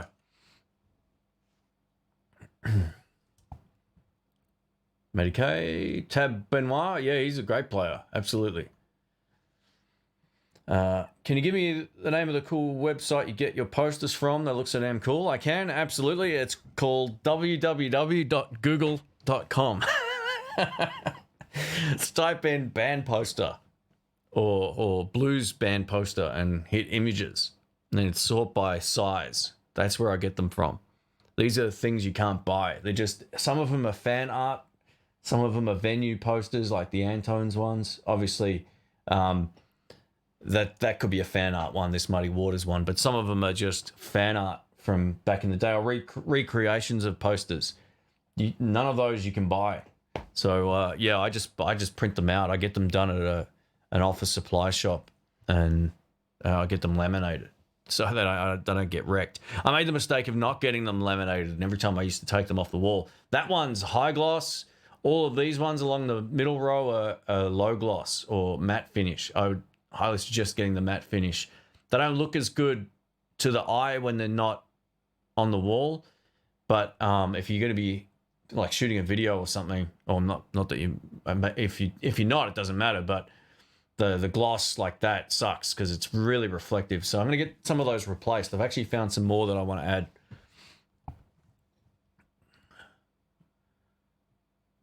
Hey Shane, what's your recommendation for a bedroom amp? $300 to $500 Australian budget, new or used. Yeah, this just sort of comes down to, you know, I spoke about that in detail just before. Yeah, I think there's a lot of options. You know, you can get like something like the Fender Champion 20. That would be a good one. You know, if you want a valve amp, then you got to go for something that's 5 watts or less. That can then, you can opt to turn it down to like 1 watt or further down. So, yeah, if you scroll back a bit, that was covered. I'll try and timestamp this as well. It's one of those things where, yeah, depending on how restricted you are volume-wise, really depends on which amp you're going to buy. It's a hard question to answer. Another one I spoke of before was the Vox Pathfinder 15R. I really think that's a great amp. If you can find one of those, that would be the one to go for.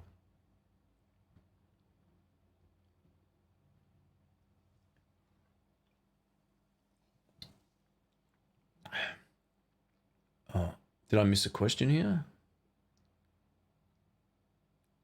Where was Michael's? What did I miss? Amanda says tons. You know how fast these topics fly by. Great channel, Jam in the Van. The Cadillac 3 was on there, and the Wall of Sound from a trio, Southern Rock. I noticed the Lap Steel had a strong presence with those bands presented there. Yeah, Lap Steel's a great sound. It really is. Yeah, Jam in the Van is a really cool YouTube channel. They've kind of on the decline a little bit, unfortunately. Like, I really feel like they had their best bands back a little while. Not so much recently. They've been having, well, they've had some good acts on there, but they went from having like Marcus King and JJ Gray and Mofro and just really like top end, you know, players to dudes that are no better than my band, which isn't a good thing. Plus, you know, I guess they can't always have the top tier musos there, but I feel like what also kind of killed their channel, they were doing these 360 videos that looked really horrible instead of doing their like production videos just to save time. And I think a lot of people hated that as well. But if you look up, if you're wondering about JJ Gray and Mofro, the Jam in the Van clip, it's called Old Glory. Ah, man, what a song. I shared it on my feed a while back and I was like, it's just as good as it gets.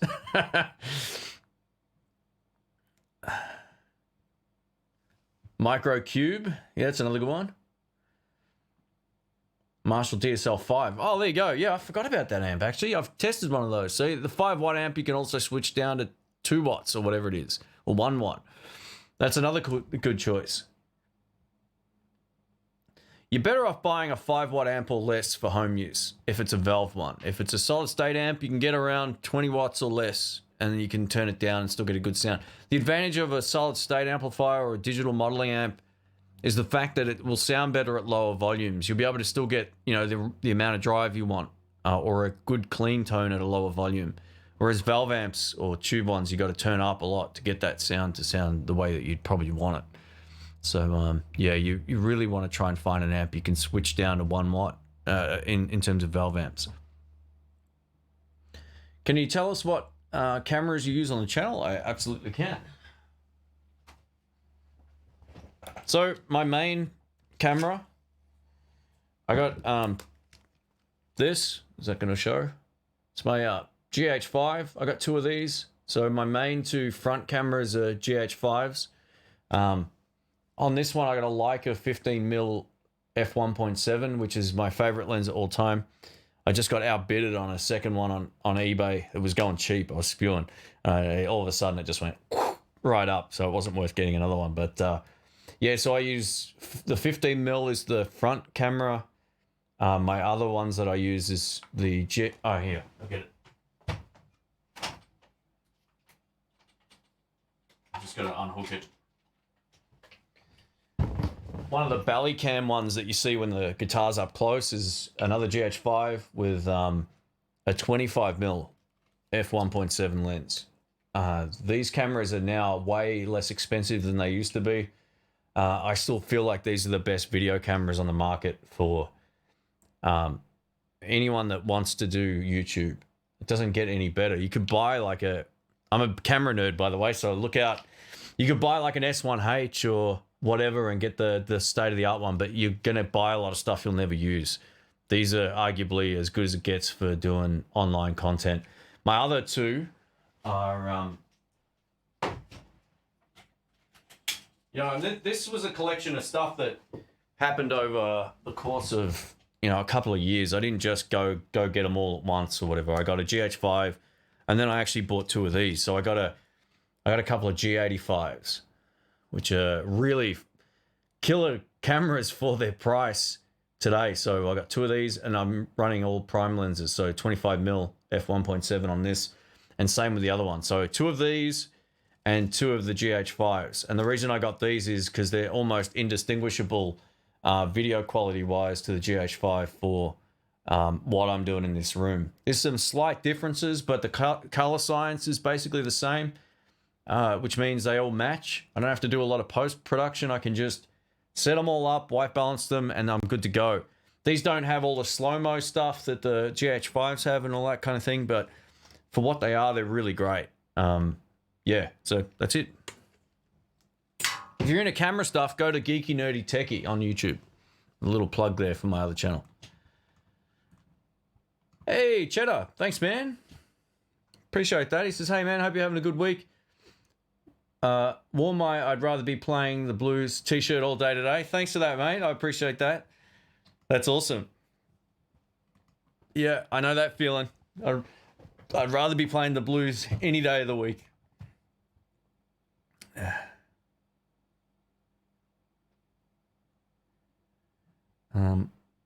Yeah, thanks again, man. Hope you're doing well. That's cool. And when I'm over in the US later in the year, I'll let you know. I use a C922 Logic Logitech streaming cam. Oh, so do I. So for this, I'm just using a webcam. It's just the Logitech C920, actually. It's not even the 22.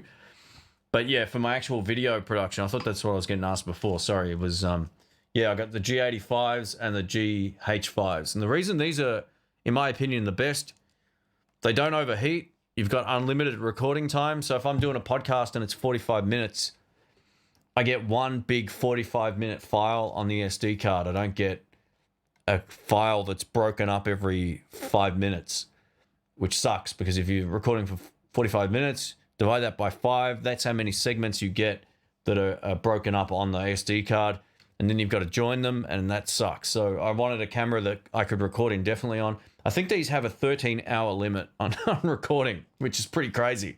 So, yeah, a lot of cameras will stop at 30 minutes, and for what I do, that's not enough. It really isn't. It means I got to go back over to the cameras, hit record again, sync it all again in editing, and it's a huge pain. So if I got 4 cameras, and after I shoot a video for 20 minutes, I've got four files, it's so much better. So I've taken these things all around the world. The G85s are just an absolute monster of a camera. You get the right lens on these and they look amazing. Like, it's like hyper realistic, you know, they're really sharp and good.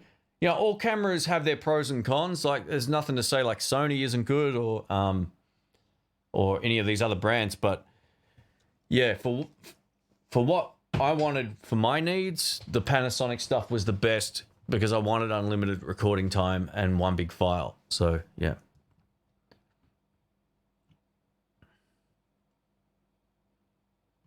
Video production wise, those were good vids too, not just as easy on the eyes. I'm not sure what that was, but thanks, man. You've come a long way back, come a long way from your vids back stateside a few years back. Thanks, man. I'm always trying to improve the channel, you know, like about once every 3 years I was upgrading my cameras. So I went from my original videos back in 2006 were from a DV camera, which was a digital videotape camera. I then have to try to get that to the computer. It was a nightmare. After that, I had an SD card camera that was 480p. It was a Canon. And that was cool because I could just take the files out, plonk them in the computer, and I could get the files off them. So that was really cool. After that, I went to San Francisco. I bought 2 Sony CX110 HD cameras. They were the first 2 1080p ones that I bought. And they were NTSC. And all these years later, like, which means, so anyway, it doesn't matter, but the frame rates are different here in Australia. PAL and NTSC, there's a frame rate difference, so you don't get light flicker. And I didn't know about that really until I went to Jerry's one time in Sarasota, and he had his camera set at natively, which is NTSC. So 30 frames per second. Mine was shooting at 25, and the light was flickering all over the place, and it was a nightmare to sync, and I didn't know why back then. I was like, why isn't this working? So the other reason I went for these cameras is I can change the frame rates no matter where I go in the world. So the videos that I'm going to be shooting while I'm away this year won't have any of those problems, and they'll look great. At least that's the plan. I'm taking some good stuff with me, and we're going to have some fun. So, yeah. Anyway, I'm always trying to better the channel, but I think now, like, the video quality is as good as it's probably going to need to be for YouTube. So now I'm focusing more on thinking about what I'm uploading a little bit more and the kind of videos I'm making. They probably should have been doing that irrespective of it. But yeah, there was a couple of cameras I had there for a while which were great as well, the Canon XA20s. I think that's what they were called, or AX20. No, XA20s. And those cameras were great video cameras. They were like just really cool. But yeah, these things have kind of changed my production quality. I do some work for other people where I'm like one of Australia's top bodybuilders, and you know the video quality looks astounding. You know, when you've got some good lenses and stuff, it's really made the difference. So I'm pretty happy with all that stuff.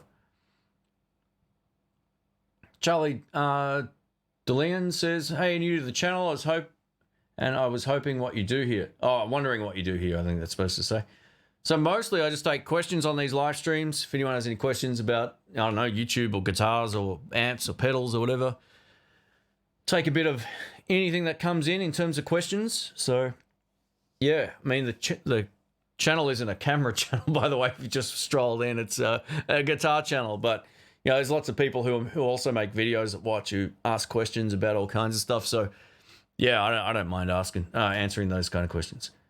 Grumpy Mike says, I bought a GH5 on your recommendation and couldn't be happier. That's awesome, mate. I tell you what, if you don't already, get one of these. Get a 25mm f1.7.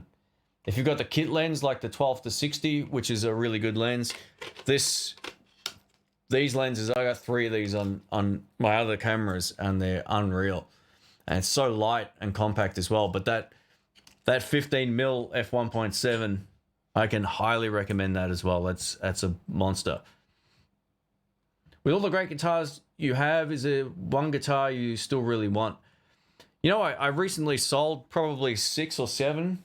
There is. The only guitar I'd really like to get is a Strat I keep for the long haul. That's what I'm looking for, is a Strat I can't live without. The one that's come closest to that was the one that I played recently, the 50s original Strat. It's still on my mind.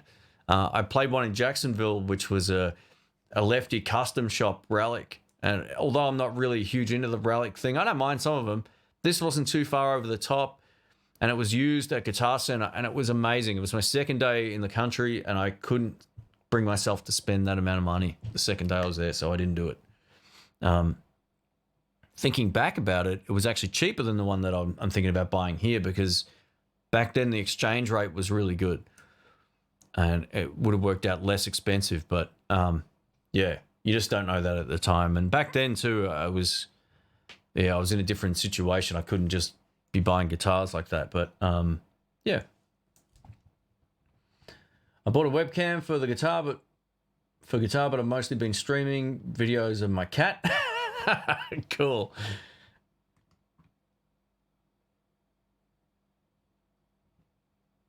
In general, playing live, do you use amp distortion, pedal distortion, or overdrive pedals to push a slightly broken up amp? So, yeah, that's a good question. I feel like distortion pedals never give you as good of a live sound as stacked overdrives.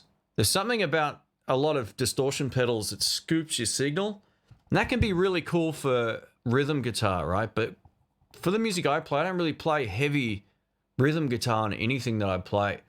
And usually every time I think I'm not going to bring 2 overdrives, I'll bring a distortion pedal out, I never get the sound that I want. And I much prefer having 2 maybe slightly mid-humped overdrive pedals running together, or even the VS Audio Vibe Royal Flush, because it's 2 overdrives. That sound with both of them cranked and on at the same time. So a 2-channel overdrive will give me a much better sound than any distortion pedal I've used live. Any of them. I haven't tried one that I go, oh, that's the best live sound I've ever had. I usually find distortion is a little too much for the sound that I'm looking for. It just doesn't give me the sound I'm in my head, at least. And I would use those normally on a clean amp. So I've actually even used my pedal board through the Marshall on the clean channel, but with the Marshall, that really shines on the drive channel. So I use that more often than not and just bring a clean boost, because that's all you really need, just to give it more saturation, or bring the channel switcher. So there's advantages to those amps, but there's no real set rule. Like if I'm taking the Artist Tweet Tone, which is back down over here, I'm taking my pedal board now as well. Although I can use that on the drive channel, I still feel like the clean channel with my pedals gives me, it's like a ground zero. I dial in the clean tone the way that I really like it, and then my pedal board should respond exactly the same, irrespective of the amp, basically. So that's what I try to go for. I go for a standard clean tone with any of my amps, and then the pedal board should work pretty well. Or I dial the sound in on my head. Now, all the amps do sound different to each other, but if I'm playing my deluxe reverb or the Tone Master, or even the next tone on the clean channel, I'm using my pedal board. And I'll dial in the clean the way that I kind of like it. And it doesn't even matter really anymore if the amp's on the edge of breakup. That's the ideal. But to get a Fender Deluxe or Blues Deluxe up to 5 is ball-tearingly loud.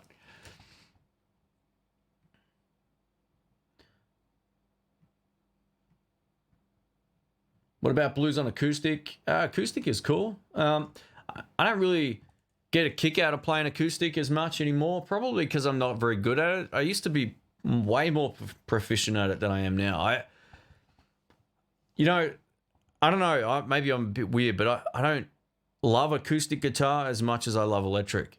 I'd much rather hear the emotive qualities of an electric with the big bends and the sustain and the vibrato over anyone that I've heard play acoustic guitar. I get very bored of acoustic guitar, especially solo acoustic players. I can't handle any of that, no matter who it is.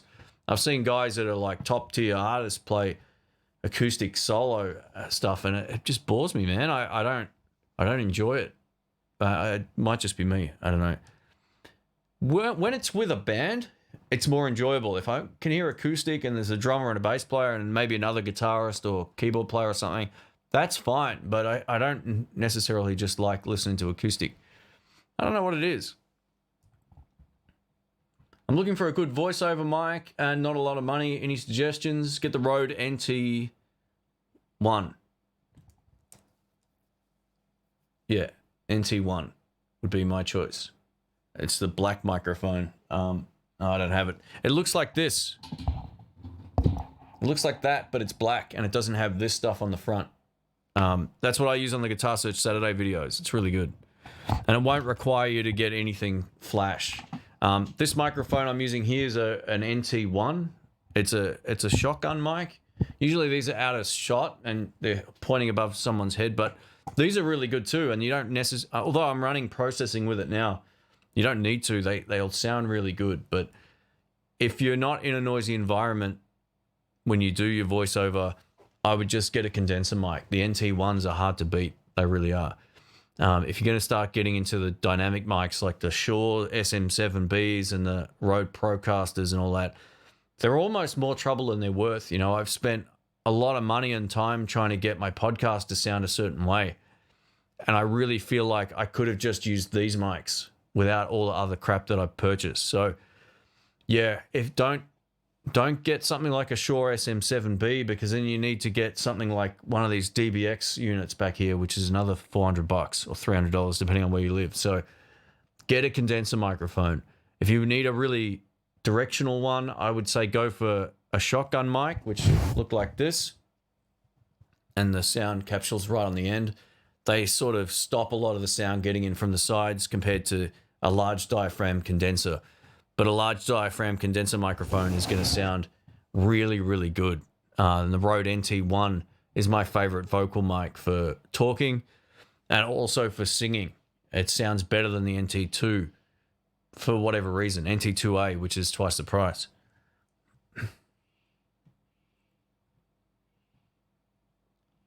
Hate to say Shane, but try a Silver Sky, faithful representation of a 63. Yeah, I've seen them in person. They don't make lefties, you know, so I can't try one. But yeah, I'd love to give one a go. What's a good distortion pedal for hard rock? Man, it's just so many. I think if you're going for that Marshall in a box sound, check out the PAL 800 pedal. PAL 800.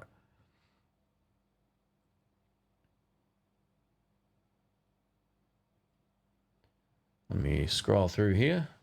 What time is it? Wow, it's 1:45. Far out. All right, we might wrap it up in 15 minutes. I was planning on going for an hour today, but yeah, looks like we're we're going 2 hours almost. Jeez, time's flown by. No wonder my throat's getting sore.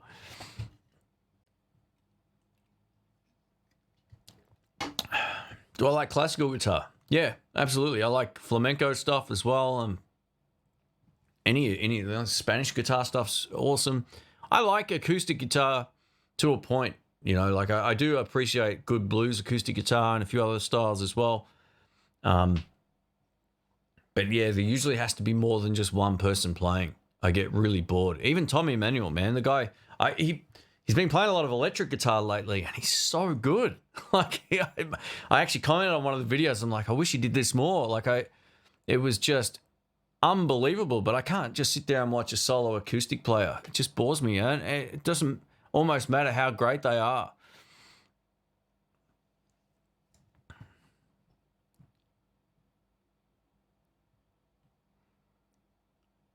We've got David from Los Angeles. Welcome, mate. Thanks, man. My Neumann TLM 103 is the best vocal mic I've ever used by far. Yeah, I bet. I mean, Neumann, they make great stuff. Have I tried the Universal Audio Apollo stuff? No. I have used one of their preamps, which was called a... Oh, this was years ago. It was a dual preamp. The Avalon? Is that what it's called? The Avalon preamp? Yeah. No. If you're talking about the audio interfaces, I haven't tried them, no. But in terms of... I've used some of the Universal Audio stuff in the past. We also had a DI box in San Fran that was specifically for recording bass as well, which was cool. There you go. Sick Crumpet says he has a PAL 800. It's a beast. I think it's the best Marshall in a box. If that's the rock and roll tone you're looking for, get it. Oh, yeah, the Betty Noir. Yeah, that's also a great Marshall in a box too. Far out. I sort of lose track of all the pedals I've tried, man. It's too hard to remember all of them.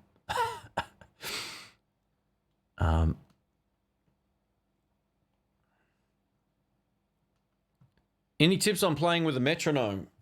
Yeah, try to make it groovy. Like what you don't want to do. If you got a metronome playing and you say practicing a scale, which I don't recommend anyway, unless you just want to learn where the notes are, don't go...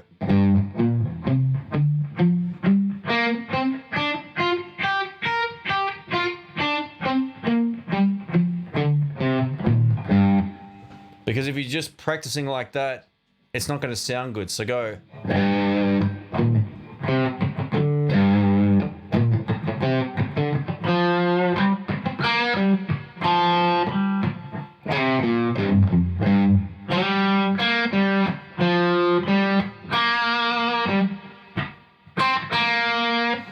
So use it as a rhythm guide only, and start playing some notes that would fit.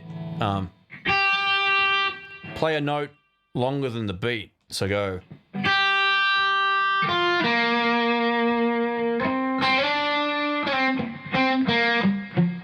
That's assuming that's the groove, right?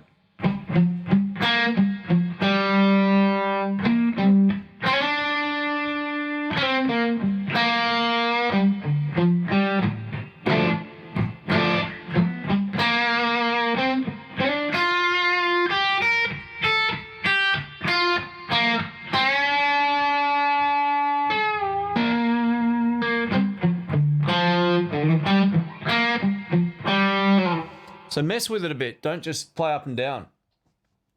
If you're doing that, if you're playing chords, then yeah, you can play like if it's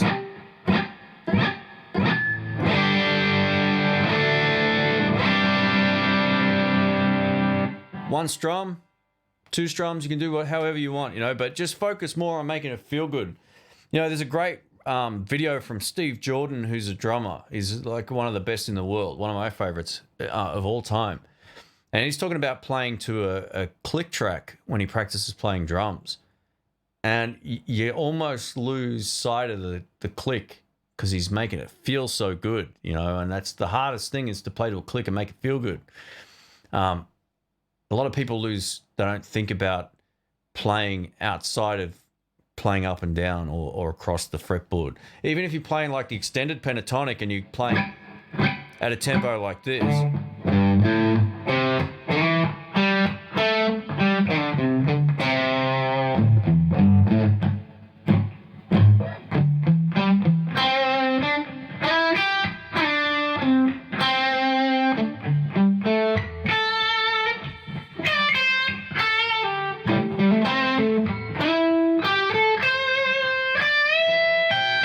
I'm sort of simplifying that, but you get the idea. So you don't want to just play the same note the same way every beat,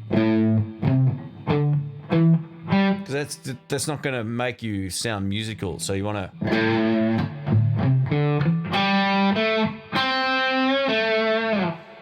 There you go. That's my 2 cents. I want to get the classic I want to get the classic rock tone PAL 959. I haven't tried that one, so. Nova Scotia, love your channel. Thanks, Todd. I appreciate that. Took me a half century to afford them. Yeah, those Neumann mics, man, they're so expensive. You know, they are the industry standard when it comes to a lot of pro recording setups. Hey Ben, welcome, man. We've got do I rate the new Gibson Les Paul Standard? Have you done a video review? I don't think I've done the latest Gibson Les Paul Standards, but you know, I own one of the new specials back here with the 2P90s. I love it. And last year I bought the Flying V. Just unreal. So yeah, from all the things I've tested, at least anyway, I've had no problems with their stuff. I think it's been really good.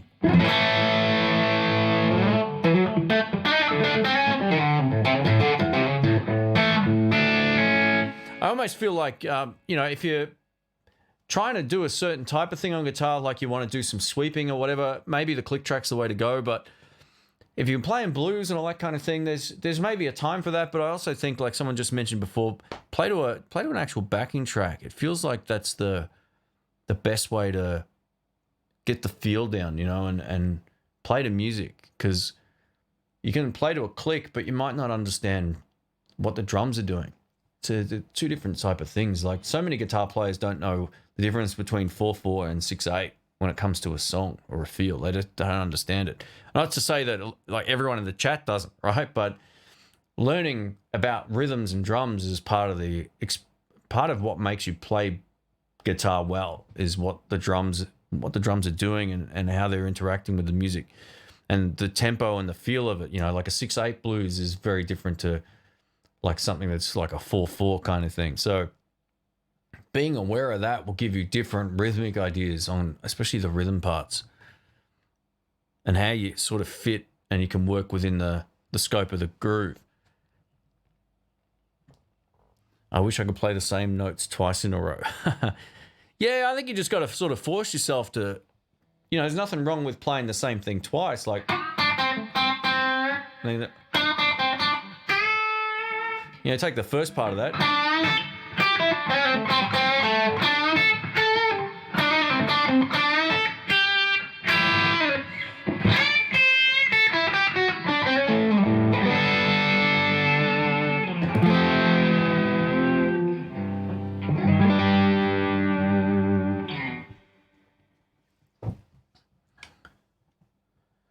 Still using the tried and true SM57 to mic the amp. That's what I'm using right now. Can't go wrong with those 57s. You know, they sound unreal. And I think the best combination of two microphones I've had, I still love the Rode M3s. I think they're like one of the best all-around versatile mics out there. But the Sennheiser Eno 906 mixed with a 57 has given me some really great results. I'm really happy with the sounds.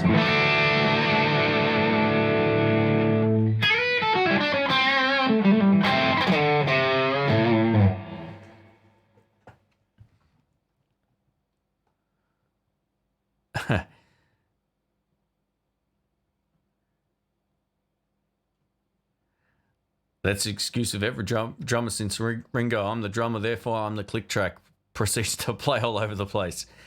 Yeah, look, Ringo's a different sort of drummer. You know, like just go watch a drum clinic or any drum video with Steve Jordan in it, and you'll want to start playing drums, man. The dude's he's a monster. He's the shuffle and funk king, man. He's so good. I mean, there's plenty of great. It's funny how many of those videos I've watched over the years. Like Bernard Purdy's another unreal drummer. He's played on so many. I think he's one of the most recorded drummers of all time, or at least that's what he says. So, yeah, it's just there's so many great drummers out there and there's something about a great groove that makes you play very differently to, say, someone just smashing the heck out of the drums, you know.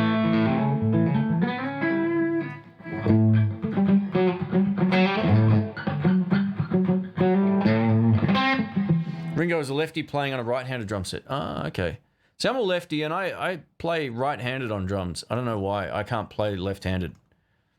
It's really strange. I think it was because I just first sat down on the kit playing that way as well. I always feel like it's however you air drum or air guitar is the way you should play. So for me, as a lefty, I think playing guitar just sort of made sense. But as a drummer, I always air drummed like a right-hander. I don't know why.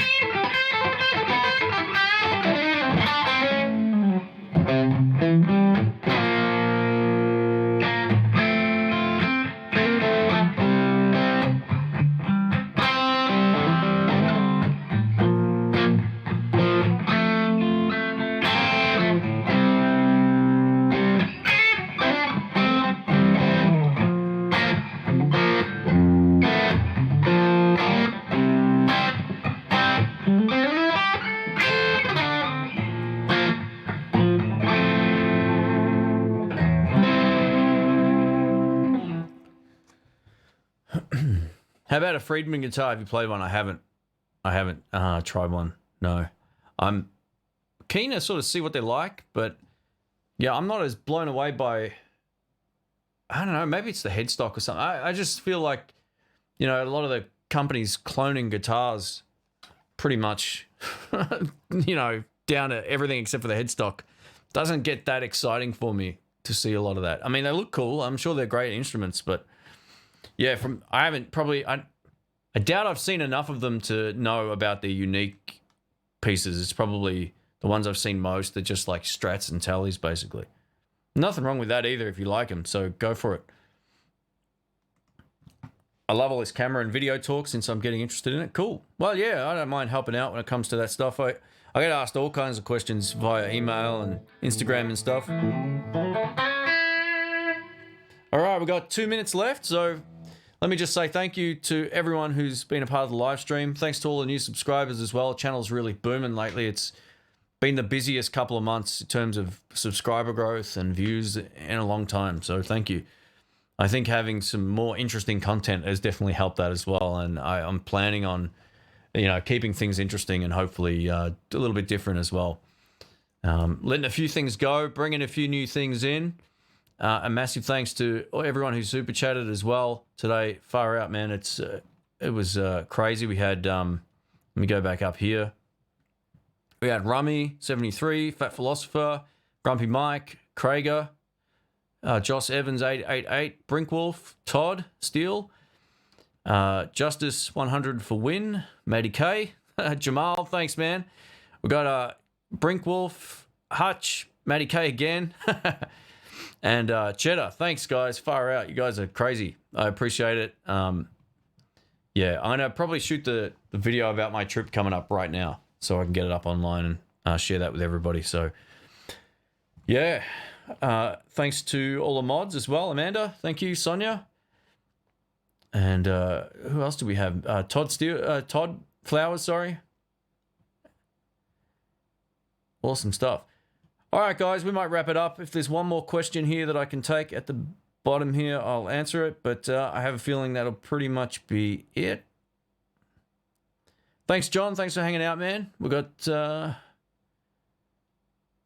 Brink Wolf. Thanks, man. All right. Thanks for hanging out. I appreciate it. And we'll do another one probably a fortnight. Maybe next week. We'll see how we go. But, yeah, I don't want to do too many live streams. I feel like it keeps them bit more interesting and people have something to sort of wait for as opposed to doing them, I guess, too often. I would run out of stuff to talk about otherwise. But thanks again.